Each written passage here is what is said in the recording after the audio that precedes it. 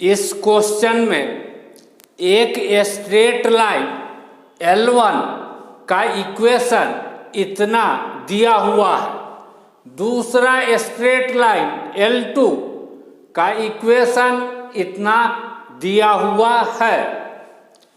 साथ ही साथ क्वेश्चन में यह भी कह रहा है कि यह दोनों स्ट्रेट लाइन, जो कि 3 डायमेंशन में स्ट्रेट लाइन है स्पेस में, यह दोनों एक दूसरे को R1 पॉइंट पर इंटरसेक्ट करता है।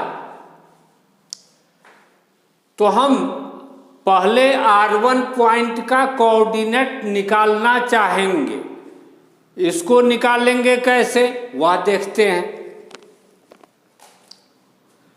यह फॉर्मूला होता है, किसी स्ट्रेट लाइन का इक्वेशन इतना यदि दिया हुआ हो तो इस लाइन पर स्थित किसी पॉइंट का कोऑर्डिनेट हम कैसे लिखते हैं। मान लेते हैं यह 3 रेशियो इक्वल है, मान लेते हैं each ratio is equal to lambda. अब x minus x1 by a is equal to lambda, तो a को इधर ले जाएंगे तो x minus x1 is equal to a lambda, x1 इधर ले जाएंगे तो x is equal to x1 plus a lambda. इसी तरीके से y minus y1 by b is equal to lambda करके चलेंगे तो y का वैल्यू इतना मिलेगा। This is equal to lambda लेकर के चलेंगे तो z का वैल्यू इतना मिलेगा।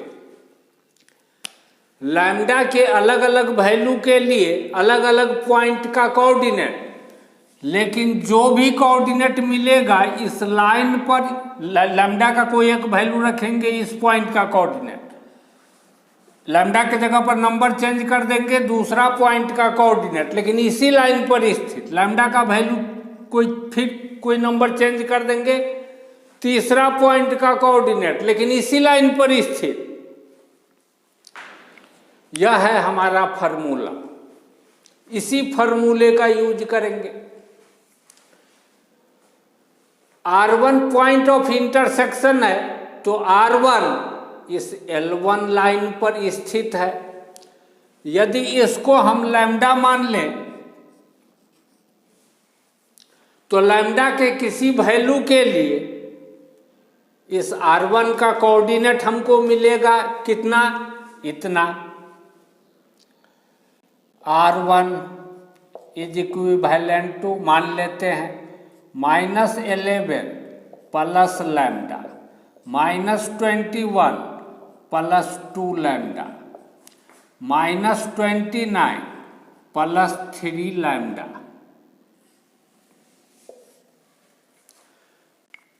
फिर R1 इस लाइन पर भी स्थित है। हम मान लेते हैं प्रत्येक रेशियो को म्यू, तो म्यू के किसी वैल्यू के लिए इस R1 पॉइंट का कोऑर्डिनेट हमको मिलेगा कितना, R1 पॉइंट का कोऑर्डिनेट मिलेगा कितना, -16 plus 3 mu -11 plus 2 mu -4 plus gamma mu, इतना मिलेगा। लैम्डा के किसी वैल्यू और म्यू के किसी वैल्यू के लिए यह कोऑर्डिनेट और यह कोऑर्डिनेट एक ही पॉइंट का कोऑर्डिनेट हो जाएगा, यानी दोनों का x कोऑर्डिनेट सेम, दोनों का y कोऑर्डिनेट सेम, दोनों का z कोऑर्डिनेट सेम, तो दोनों कोऑर्डिनेट को इक्वेट करते हैं। -11 plus lambda -11 plus lambda is equal to -16 plus 3 mu -16 plus 3 mu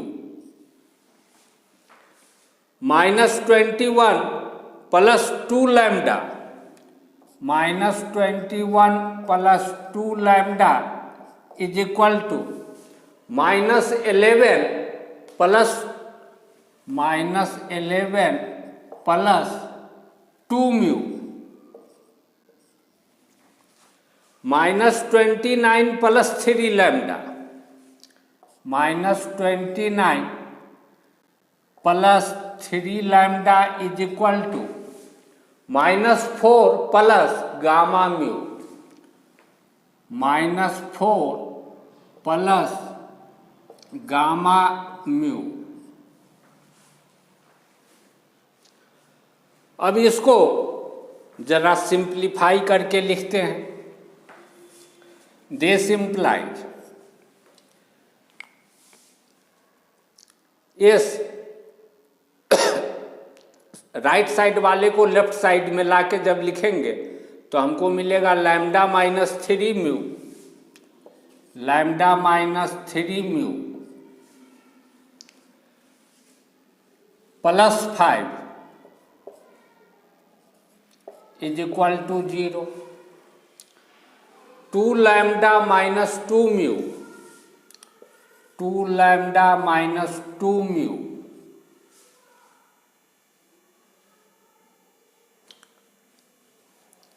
11 घट जाएगा, -10 is equal to 0। 3 lambda minus gamma mu, 3 lambda minus gamma mu और 4 इधर आकर के घटेगा -25 इज इक्वल टू 0।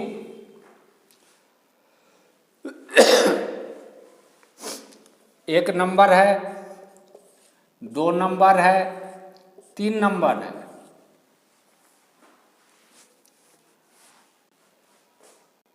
दो में से एक को 2 से गुना करते हैं और 2 में से घटा देते हैं। 2 - 2 times 1 implies that 2 lambda -2 mu, 2 lambda -2 mu -10 और इसमें 2 से गुना करके घटा रहे हैं तो -2 lambda plus 6 mu -10 is equal to 0। यह दोनों तो कट जाएगा, 6 म्यू में से यह 2 म्यू घटेगा तो बचेगा 4 म्यू और 10 10 20 हो जाएगा, राइट साइड ले जाएंगे 20। This implies mu is equal to, 4 को इधर ले जाकर के भाग देंगे तो mu mu is equal to 5 मिलेगा। म्यू के इस वैल्यू को जब हम एक नंबर में रख देंगे, एक नंबर में, तो लैम्डा का वैल्यू कितना मिल रहा है? Therefore lambda is equal to 15 में से 5 घटेगा 10, 10 राइट साइड ले जाएंगे 10 मिलेगा। अब पहले जरा मिटाते हैं। हमको म्यू का भी वैल्यू मिल चुका है, लैम्डा का भी वैल्यू मिल चुका है। या तो लैम्डा का वैल्यू इसमें रख देंगे तो R1 पॉइंट का कोऑर्डिनेट मिल जाएगा, या म्यू का वैल्यू इसमें रख देंगे तो भी R1 पॉइंट का कोऑर्डिनेट मिल जाएगा। किसी भी एक में रख देते हैं, इसी में रख देते हैं।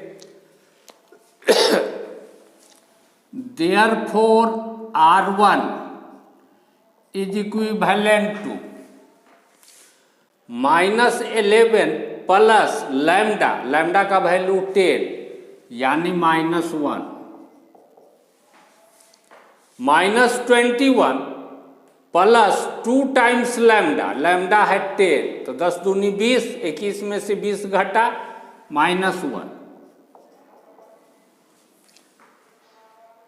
-29 प्लस 3 लैम्डा लैम्डा का वैल्यू 10 तो 30 हो जाएगा। 30 में से 29 घटेगा प्लस 1 1। R1 पॉइंट का कोऑर्डिनेट हमको मिल गया। अब हम इस गामा का वैल्यू निकालना चाहते हैं। गामा का वैल्यू निकालने के लिए लैम्डा का यह वैल्यू और म्यू का यह वैल्यू इस 3 नंबर इक्वेशन में रख देते हैं। 3 लैम्डा, लैम्डा है 10, 3 times 10 30 minus gamma mu, mu है 5 minus 5 gamma, minus 5 gamma minus 25 is equal to 0, minus 25 is equal to 0। This implies 30 में से 25 घटा 5 और इस 5 गामा को right side 5 gamma. This imply 5 को इधर ला करके डिवाइड करेंगे 1 इज इक्वल टू गामा, तो गामा का वैल्यू मिला 1। तो यहाँ जो गामा है इसके जगह पर हम अब लिख देंगे 1 लिखेंगे।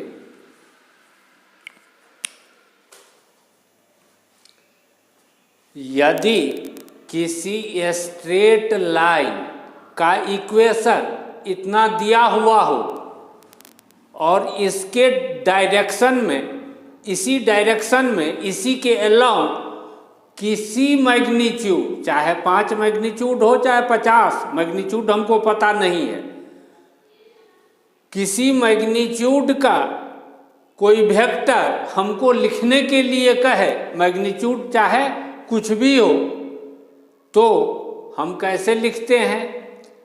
यदि वह वेक्टर को अल्फा मान ले जो इसके अलोंग है, तो अल्फा इज इक्वल टू यह बट्टा के नीचे जो A1 है, A1 आई कैप जोड़ इस बट्टा के नीचे B1 है, B1 जे कैप जोड़ C1 है, C1 के कैप। तो इस लाइन का इक्वेशन दिया हुआ है। इसके अलोंग कोई एक वेक्टर यदि हम A मान लें, तो वेक्टर A कैसे लिखेंगे? वेक्टर A 1 गुने आई कैप प्लस 2 गुने J 2J जोड़ 3 गुने K 3K कैप। इस लाइन का इक्वेशन दिया हुआ है। इसके अलावा कोई एक वेक्टर यदि हम B मान लें किसी भी मैग्नीट्यूड का, तो वेक्टर B क्या लिखेंगे? 3i जोड़ 2J प्लस 1 टाइम्स K यानी डायरेक्ट K। 1 को लिखना जरूरी नहीं है। वेक्टर A लिख दिए, वेक्टर B लिख दिए। अब A क्रॉस B, दो वेक्टर का क्रॉस प्रोडक्ट, यहां से यहां तक वेक्टर A, यहां से यहां तक वेक्टर B, दोनों का क्रॉस प्रोडक्ट करेंगे तो जिस प्लेन में यह वेक्टर A और वेक्टर A स्थित है, इस पर परपेंडिकुलर यानी इस डायरेक्शन में एक वेक्टर मिलेगा किसी मैग्नीट्यूड का, यानी A क्रॉस B कैसा वेक्टर मिलेगा? एक ऐसा वेक्टर जो इसके साथ भी 90 डिग्री बनाएगा, इसके साथ भी 90 डिग्री बनाएगा, इसका कुछ मैग्नीट्यूड होगा, इसी को कहते हैं A क्रॉस B। लेकिन प्रश्न यह उठता है कि A क्रॉस B निकालेंगे कैसे? इसके लिए फार्मूला का जरूरत पड़ेगा, और फार्मूला लिखने के लिए हमको मिटाने का जरूरत पड़ेगा। तो पहले मिटाते हैं। यही है हमारा A क्रॉस B लिखने वाला फॉर्मूला। फर्स्ट रो में I cap J cap K cap, second row में वेक्टर A में I J K का coefficient A1 A2 A3, third row में सेकेंड जो वेक्टर है B बाद में आने वाला, इसमें I J K का कोफिशिएंट B1 B2 B3। बस इसी फॉर्मूले को देख करके यदि वेक्टर A इतना और वेक्टर B इतना, तो A क्रॉस B हम क्या लिखेंगे? A cross B is equal to क्या लिखे? I cap J cap K cap लिख देंगे। इसके बाद 1 2 3 1 2 3 और यहाँ पर 3 2 1 3 2 1। इस डिटर्मिनेंट को फर्स्ट रो के अलोंग यदि हम एक्सपेंड करें तो हमको क्या मिलेगा? हमको मिलेगा, इधर तो जगह है नहीं, यहाँ लिखते हैं, this implies A cross B is equal to, इसको एक्सपेंड करके लिख रहे हैं फर्स्ट रो के लो, 2 - 6 यानी -4 I कैप। अब J जिस जगह पर है यहाँ का साइन तो निगेटिव होता है, 1 गुने 1 -3 गुने 3 9, 1 - 9 -8 और -8 के पहले माइनस आए तो +8 +8J +8J। अब K है, रो हटा देते हैं, कॉलम हटा देते हैं, ऐसे मल्टीप्लाई 2 - 6 यानी -4 -4 गुने K कैप -4 K कैप। तो A क्रॉस B हमको मिल गया इतना। पहले मिटाते हैं।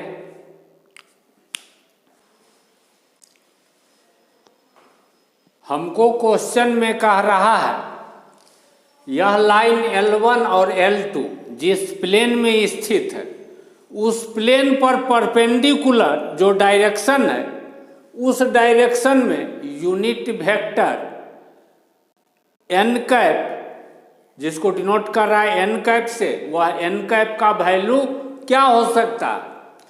तो उस प्लेन पर परपेंडिकुलर एक डायरेक्शन A क्रॉस B भी होगा और एक डायरेक्शन ठीक इसका उल्टा नीचे के तरफ भी होगा।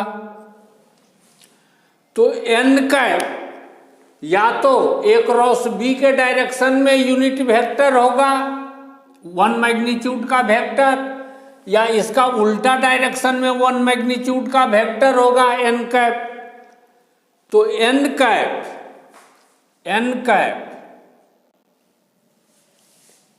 Cap is equal to unit vector along A cross B और unit vector opposite to A cross B। किसी वेक्टर के अलोंग यूनिट वेक्टर कैसे लिखते हैं? इस वेक्टर को A1² + A2² + A3² के स्क्वायर रूट से डिवाइड कर देते हैं।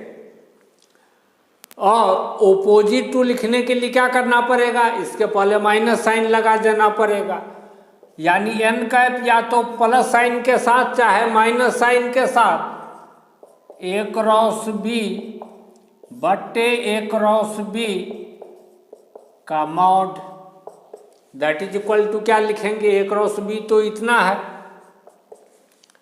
-4I cap + 8J cap -4K cap बट्टे इसका मॉड -4 का स्क्वायर 16 8 8 64 जोड़ 16 4 चौके 16 16 पंचे 80 16 चौके 64 16 पंचे 80 16 छक्के 96 16 छके 96 यानी 4√6 -4 प्लस 8 जे कैप -4 के कैप बाई 4√6 हो जाएगा। 4 से ऊपर नीचे कटेगा तो दैट इज इक्वल टू हमको क्या मिलेगा, दैट इज इक्वल टू, यहाँ पर प्लस माइनस छूट गया, plus minus 2 possibility, plus minus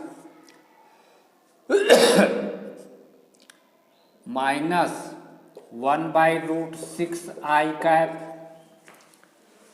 4 से यह कटेगा, प्लस 2/√6 जे कैप और -1/√6 के कैप। प्लस साइन लेने पर एक एन कैप का पॉसिबल वैल्यू, माइनस साइन लेने पर दूसरा एन कैप का पॉसिबल वैल्यू। तो अब यहाँ पर मिटा करके एन कैप का 2 पॉसिबल वैल्यू हम लिख देंगे। यह सब √6 है, √6। क्वेश्चन में दिया हुआ है कि O पॉइंट ओरिजिन है जिसका कोऑर्डिनेट 0 0 0 होता है। हमको कह रहा है वेक्टर OR1 क्या होगा। Vector OR1 is equal to, 2 point का कोऑर्डिनेट पता रहे तो vector AB x2 minus x1 I cap plus y2 minus y1 J cap plus z2 minus z1 K cap लिखते हैं। तो वेक्टर OR1 क्या लिखेंगे, -1 -0 यानी -1 times i, -1 times i minus I cap, -1 -0 -1 times j minus J cap, 1 -0 यानी 1 times के plus के cap, OR1 लिख दिए। अब हमको कह रहा है OR1 डॉट एन कैप का वैल्यू क्या होगा। 2 वेक्टर A और B यदि ijk के टर्म में रहे तो दोनों का dot product A1 B1 plus A2 B2 plus A3 B3 होता है। यदि हम एन कैप के जगह पर यह वेक्टर लें और OR1 के जगह पर यह वेक्टर, तो -1 गुने 1/√6 -1/√6, -1 गुने -2/√6 2/√6, 1 गुने 1/√6 1/√6, दैट इज इक्वल टू हो जाएगा 2/√6, दैट इज इक्वल टू √2 गुने √2 बटे √2 गुने √3, या √2 कट जाएगा, √2/√3 को 2/3 पूरे का रूट लिख सकते हैं। हो गया।